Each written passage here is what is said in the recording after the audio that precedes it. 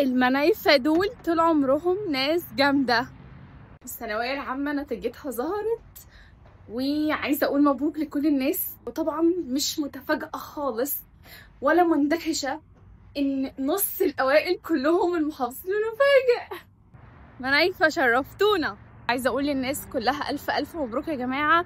وقبل ما أقول ألف مبروك للطلبة اللي اجتهدت واللي تعبت، عايزه اقول الف مبروك لاهاليهم والله العظيم، لان الاهالي دي يا جماعه بتتعسر عصر كده لحد ما العيال دي تخلص والعيال دي تطلع من عنق الزجاجه وامتحانات الثانويه العامه. انا عارفه ان هو ضغط شديد جدا علينا كلنا، على اي حد في ثانويه عامه، طالب، ولي امر، مدرسين، كلهم بيبقوا مضغوطين وكلهم تحت الاختبار. عايزه اقول برضو للناس اللي ما توفقتش في النتيجه وما جابتش الدرجات اللي هي عايزاها، مش نهايه العالم. انا عارفه انتوا بتسمعوا الكلام ده كتير وكل الناس بتقول لكم كده، بس حقيقي هي مش نهاية العالم. اهم حاجة تتفوق في المكان اللي انت هتروحه والكلية اللي انت هتدخلها تتفوق فيه، لان التفوق مش لازم كلية معينة، ولكن ان المكان اللي تتحط فيه هو المكان اللي تبقى كويس جدا فيه وتثبت نفسك فيه وتعمل منه شيء يعني. ومش عايزه اسمع حد يجيب يتكلم نص كلمه على المنايفه بعد اللي حصل ده. اظن احنا مش محتاجين نثبت لكم حاجه اكتر من كده بقى.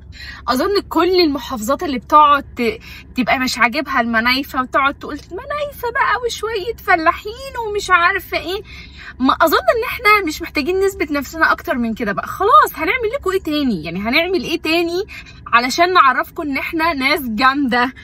ما نيجي نتكلم على المنايفه بعد كده نتكلم باسلوب محترم، ويا ريت نغير الفكره العامه المتاخده عننا دي عشان ما بقتش لطيفه بقى وخلاص وادمت بقى وخلاص. نعمل لكم ايه تاني؟ نعمل لكم ايه تاني لما نبقى خرجنا لكم رؤساء وخرجنا لكم كتاب وخرجنا لكم اعلاميين وخرجنا لكم فنانين، وفوق كل ده كل سنه نص الاوائل بتوع الجمهوريه كلهم محافظه المنوفيه؟ نعمل لكم ايه تاني؟ مش عايزه اسمع بعد كده نص كلمه كده ولا كده على المنايف، عشان احنا زي ما بقول لكم احنا ناس جامده جدا.